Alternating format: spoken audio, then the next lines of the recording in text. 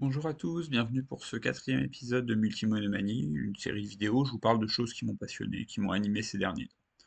Aujourd'hui, ça va être assez peu varié, parce que j'ai surtout beaucoup lu, et donc ça va se concentrer uniquement, à peu près uniquement, sur de la littérature. Et on va attaquer tout de suite avec cet ouvrage de Michael Roche, L'Envie en mêlée.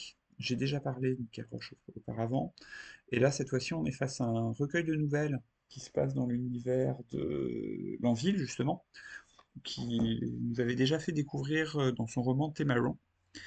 Et là, c'est une série de nouvelles, toutes isolées les unes des autres, mais qui permettent de prolonger un peu plus cet univers. Soit en montrant, en se concentrant plutôt sur des métiers spécifiques, sur des quartiers spécifiques, sur des éléments novateurs de son univers. C'est des nouvelles qu'il a déjà publiées dans différents recueils, dans différentes revues, et j'ai trouvé ça très très bien.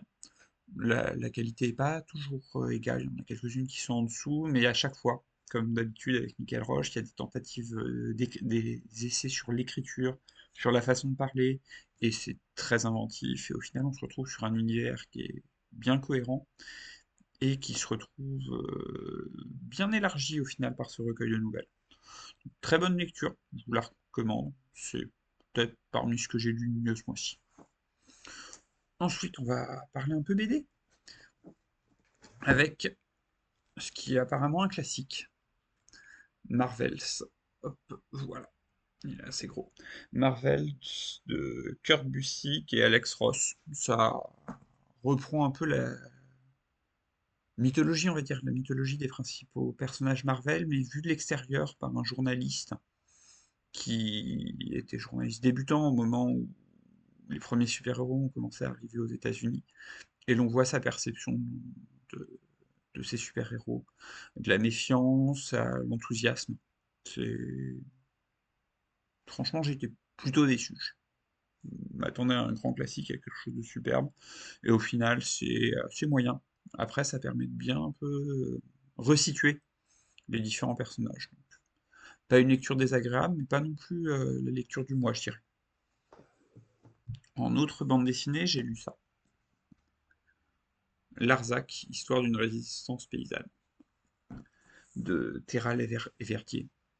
Tout est dit dans le titre. Ça retrace l'histoire dans les années 60 de la lutte contre l'extension du camp militaire dans le Larzac. Je vous avais parlé dans l'épisode précédent de la recomposition des mondes d'Alessandro Pignocchi sur Notre-Dame-des-Landes. Et c'est une BD qui s'inscrit pas dans la lignée, parce que ça parle de choses qui sont antérieures. Mais lire les deux l'une après l'autre, c'est très intéressant. Ça permet de voir un peu l'évolution des mouvements militants contre les gros projets. Là, d'un camp militaire, Notre-Dame-des-Landes, forcément, c'était l'aéroport. C'est une histoire intéressante, une bande dessinée assez intéressante. C'est pas l'histoire la plus passionnante, forcément, parce que c'est du documentaire. Mais le Larzac, on sait tous vaguement ce que c'est, sans savoir exactement ce qui s'était passé là-bas. Et je vous conseille ça, vraiment. Une lecture très, très sympa. Après, je vais vous conseiller les deux petits opus. On va commencer par celui-ci, Les funérailles de Roberto Bolano, par Emmanuel Favier. C'est une enquête, on va dire, sur Roberto Bolano, qui suit un peu ses traces et qui essaie de s'inspirer de lui, et qui parle particulièrement de la relation d'Emmanuel Favier, qui est écrivaine, à Roberto Bolano, qui est un de ses auteurs fétiches. Forcément, moi, qui depuis un an et demi à peu près maintenant, suis passionné par Bolano, j'ai trouvé ça très sympa.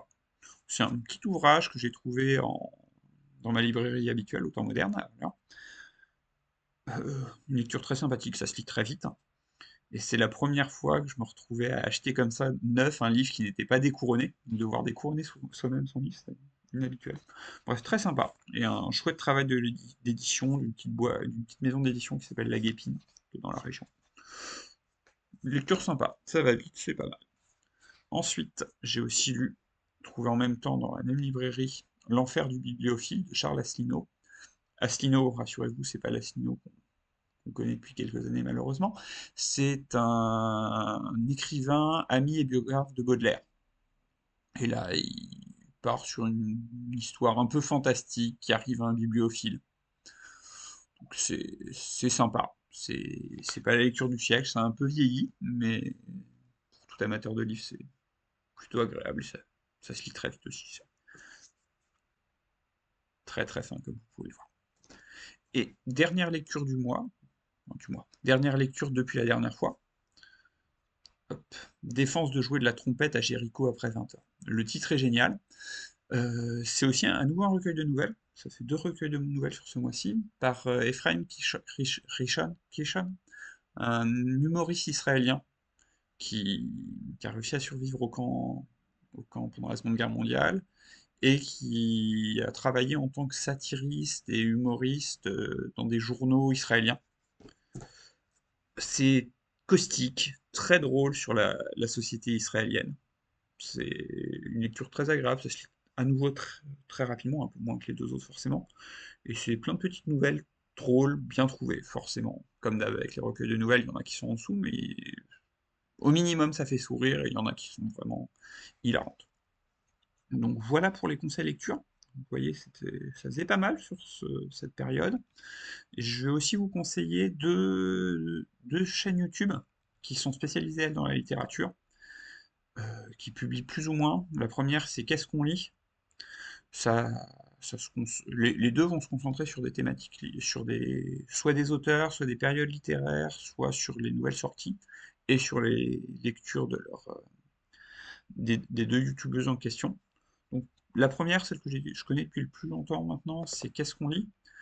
Euh, je vous conseille d'aller jeter un coup d'œil, c'est très intéressant ce qu'elle fait, et elle s'intéresse aussi à de la littérature d'un peu ailleurs dans le monde, et ça m'a fait sourire parce que je l'ai suivais depuis quelques années maintenant, et en regardant un peu ses travaux plus anciens, je me suis aperçu qu'elle avait publié quelque chose sur Bolano.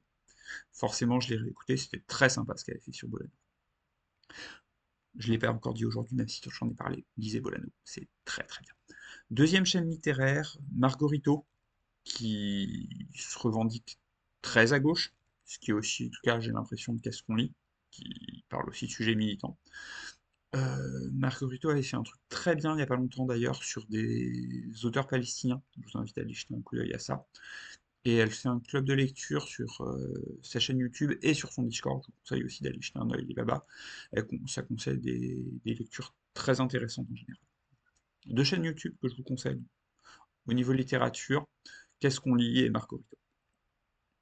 Voilà pour le YouTube. Et puis je vais conclure en revenant sur Arcane, la série animée tirée de League of Legends, dont on a eu la saison 2 ces dernières semaines. J'avais adoré la saison 1, qui était pour moi une révolution, autant dans le style que dans le fond. Euh, il faut dire que j'étais pas du tout le public cible. League of Legends, je vois vaguement ce que c'est, j'ai toujours regardé quelques personnes y jouer un petit peu rapidement, mais c'est pas du tout le style de jeu qui me plaît, j'y ai jamais touché. Les animés, c'est pas trop mon truc à la base, mais vu les critiques sur Arcane et vu l'univers qui correspond plus pour le coup à des univers qui me plaisent, je m'étais décidé à les regarder. Et je dois dire que la saison 1, ça avait été une révélation parmi les meilleures choses que j'avais regardées ces derniers temps, que ce soit en série classique ou en animé. Donc là, pour la saison 2, j'étais assez enthousiaste, et j'ai été plutôt déçu. Ça amène des nouveaux personnages, ça poursuit les intrigues qu'on avait, mais pour moi, ça va sur des choses qui sont trop grandes par rapport à ce qu'on avait avant. Les luttes internes, les petites relations interpersonnages, je trouve que ça passe un peu au second plan, et c'est dommage. Après, visuellement, c'est toujours aussi bien, au niveau de la musique, c'est fabuleux, mais au niveau de l'intrigue, j'ai été bien déçu. Ça vaut le coup de regarder, c'est pas honteux, mais c'est un peu décevant. Donc, jetez un coup d'œil à Arcane, vous allez, je pense, adorer la saison 2, avoir plus de réserves sur la saison. Adorer la saison 1, pardon, avoir plus de réserves sur la saison 2, mais ça vaut le coup. Voilà ce que j'avais à vous dire aujourd'hui. Un peu moins de variété que d'habitude. J'essaierai de vous trouver des choses un peu plus variées la prochaine fois. Mais maintenant, il ne me reste plus qu'à vous souhaiter une bonne journée et à vous dire potentiellement à bientôt pour un potentiel 5e épisode. Au revoir.